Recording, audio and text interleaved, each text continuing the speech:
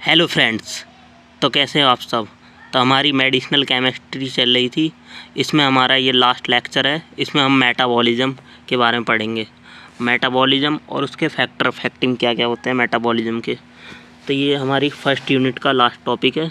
इसमें मेटाबॉलिज्म क्या होता है और उसके फैक्टर अफेक्टिंग क्या होते हैं इसके बारे में पढ़ेंगे। तो सबसे पहले जानते हैं मेटाबॉलिज्म क्या होता है। तो मेटाबॉलिज्म को बायो ट्रांसफॉर्मेशन भी कहते हैं। तो बायो ट्रांसफॉर्मेशन क्या होता है, वही मेटाबॉलिज्म होता है। मेटाबॉलिज्म मतलब ड्रग का मेटाबोलाइज होना। सो बायो ट्रांसफॉर्म मतलब bio means with in body, body के अंदर, और ट्रांसफॉर्मेशन मतलब अल्ट्रेशन और चेंज, बॉडी के अंदर चेंजेस होना।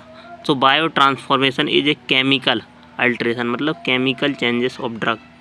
Bio transformation is a chemical alteration of drug in body that converts active drug into inactive drug, that convert active drug into inactive drug, non-polar drug to polar drug और lipid soluble to lipid insoluble drug।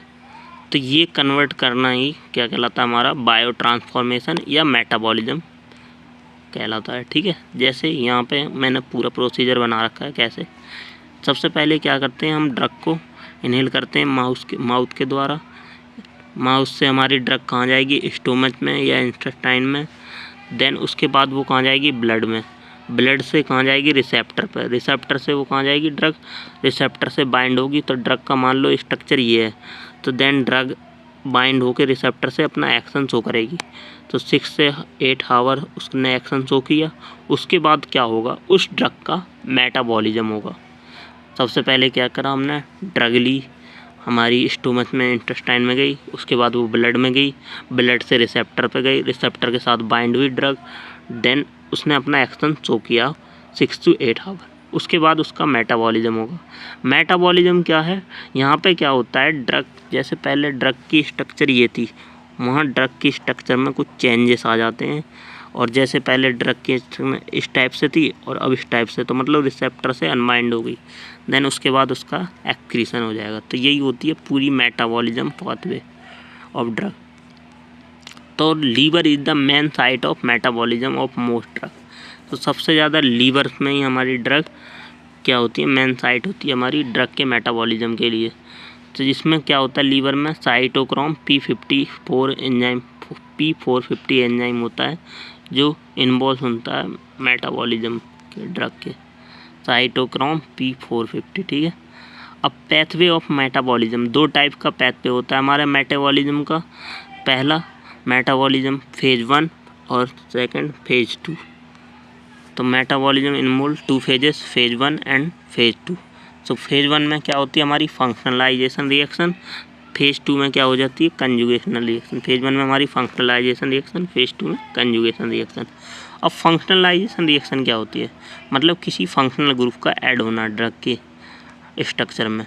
So in phase 1 functionalisation reaction occur in the reaction new functional group are added in parent drugs such as OH, NH2 and SH and polarity is increased in phase 1 also following reaction होती है। कौन कौन सी, oxidation, reduction, hydrolysis, cyclisation, डिसाइक्लाइजेशन।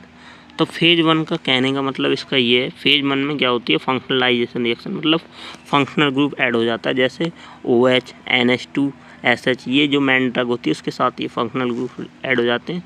तो उससे क्या हो जाती है, ड्रग की पोलर नेचर की हो जाती है। जैसे मान लो ड्रग पहले नॉन पोलर थी तो उसकी पोलरिटी बढ़ गई, या पहले कम पोलर थी तो उसकी पोलरिटी इंक्रीज हो जाती है इन ग्रुप्स को ऐड करने के बाद। सो in phase 1 following reaction occurs, कौन कौन सी रिएक्शन होती है हमारी, ऑक्सीडेशन, रिडक्शन, हाइड्रोलाइसिस, साइक्लाइजेशन, डिसाइक्लाइजेशन। मतलब ऑक्सीडेशन में एडिशन ऑफ ऑक्सीजन, रिडक्शन में एडिशन ऑफ हाइड्रोजन, हाइड्रोलाइसिस में बाई द वाटर मॉलिक्यूल के थ्रू हमारी ड्रग का ब्रेक डाउन होना, और साइक्लाइजेशन में साइकिल फॉर्म कर हो जानी, और डिसाइक्लाइजेशन मतलब पहले रिंग फॉर्म हो गई थी, साइक्लाइजेशन में हमारा रिंग फॉर्म हो जाती है, और डिसाइक्लाइजेशन में रिंग से उसमें स्ट्रेट चेन में आ जाता है, मतलब रिंग टूट जाती है। तो ये हमारी कुछ रिएक्शन होती हैं फेज 1 में। तो सबसे पहले देखते हैं ऑक्सीडेशन। तो ऑक्सीडेशन क्या होती है?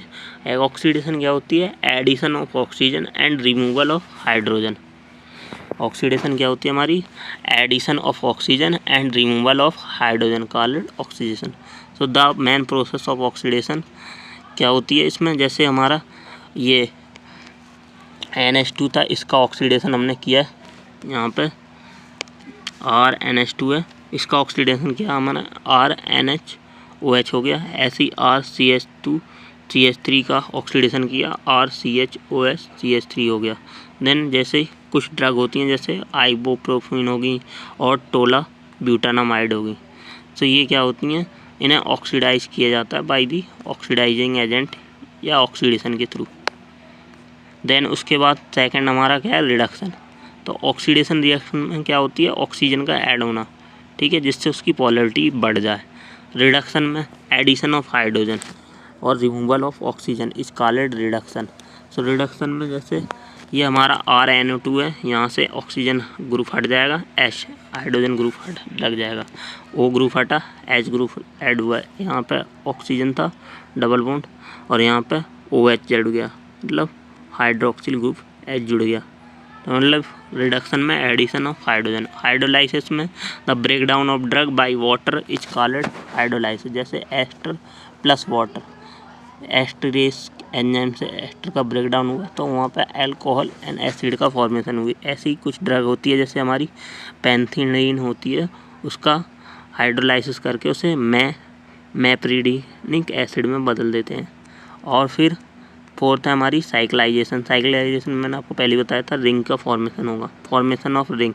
So structure from a straight chain is called cyclisation. मतलब पहले वो क्या था? स्ट्रेट चेन में था, स्ट्रेट चेन से वो क्या हुआ हमारा? रिंग फॉर्म में हो गया, straight chain to ring form में। तो ये क्या हो गया हमारा? साइक्लाइजेशन। जैसे प्रोग्वानिन टू साइक्लोग्वानिन, प्रोग्वानिल टू साइक्लोग्वानिन। तो जैसे ये हमारा प्रोग्वानिन का स्ट्रक्चर है, इसमें देखिए यहाँ पे ये इस टाइप से स्ट्रक्चर है, ये cyclic structure, non cyclic structure है या स्ट्रेट चेन। अब ये यहाँ पे क्या हुआ? ये साइक्लिक स्ट्रक्चर में कन्वर्ट हो गया। बस यही होती है साइक्लाइजेशन। अब डिसाइक्लाइजेशन क्या होती है? ओपनिंग ऑफ रिंग या opening of ring structure into open chain is called decyclisation. मतलब ओपन चेन में रिंग की ओपनिंग क्या कहलाती है? डिसाइक्लाइजेशन। जैसे फिनोटोनिन एंड बारबिचुएट्स इनका।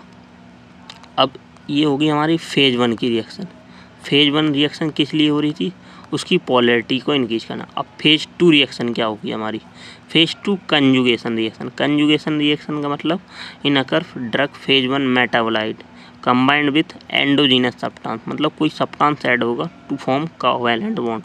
यहाँ पर कोवैलेंट बॉन्ड फॉर्म होगा फेज 2 में हमारा। So in phase 2 conjugation reaction occurs in which drug phase 1 metabolite combine with endogenous substance and form covalent bond। अब ये covalent bond क्या करेगा? After that drug molecular weight increase हो जाएगा, covalent bond add होगा जिससे drug molecular weight increase, then drug become hydrophilic हो जाएगी। देन ड्रग हमारी क्या हो जाएगी? पहले लिपोफिलिक थी, अब हाइड्रोफिलिक हो जाएगी। देन ड्रग आयोनाइड हो जाएगी, पहले अनआयोनाइड थी, अब आयोनाइड हो जाएगी। अब ड्रग बिकम इनएक्टिव हो जाएगी, मतलब पहले एक्टिव थी अब एक्टिव हो जाएगी क्योंकि कोवेलेंट बॉन्ड जुड़ गया।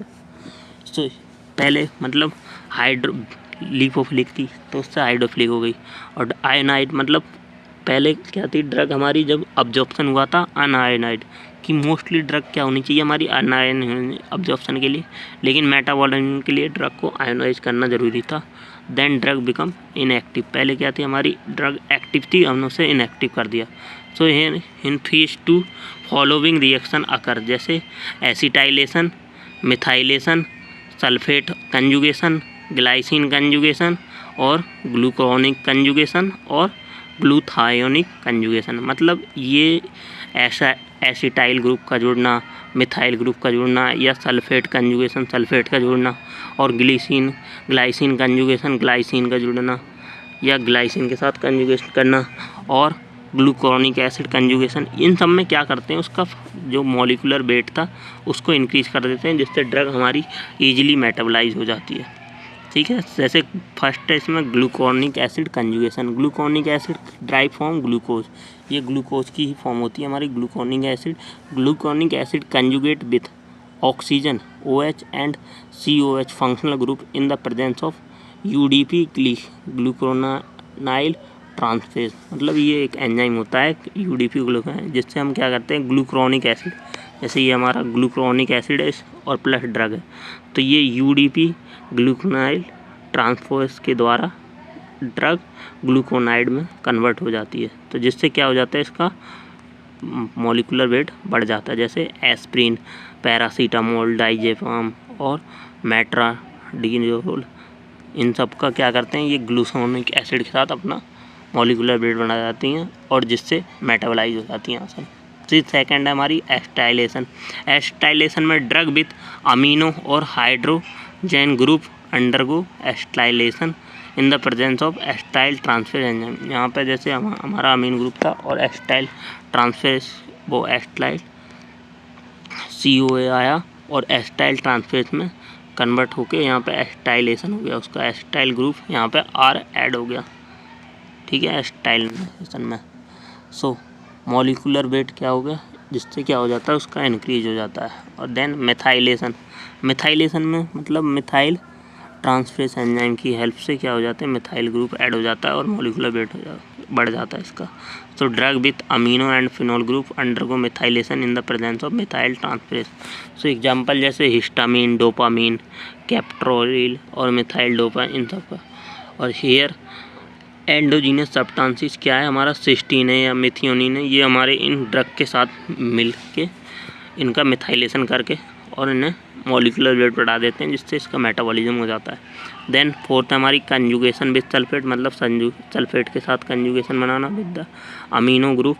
Drug with the amino group and hydroxyl group undergo this conjugation in the presence of sulpho trans phase.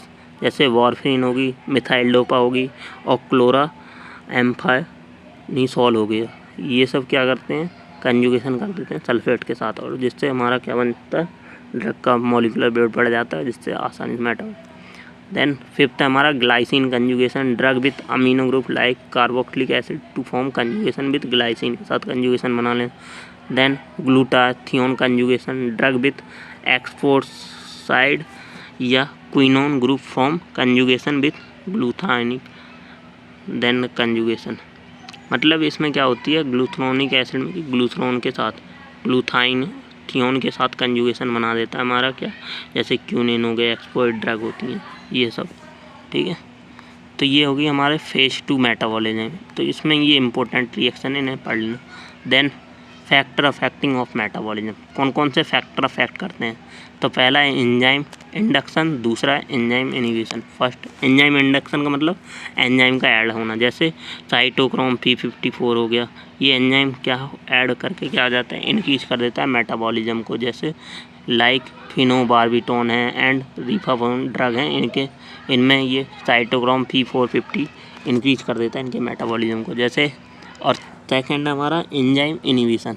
Enzyme inhibition मतलब एंजाइम ऐड हो जाएंगे और वो इनहिबिट कर देंगे मेटाबॉलिज्म को, जैसे ड्रग मेटाबॉलिज्म को डिक्रीज कर। सम ड्रग जैसे लाइक ओमेप्राजोल है और सिमेटिडीन है, इनहिबिट एंजाइम दैट वाले इनहिबिट कर देते हैं एंजाइम को दैट मेटाबोलाइज द ड्रग।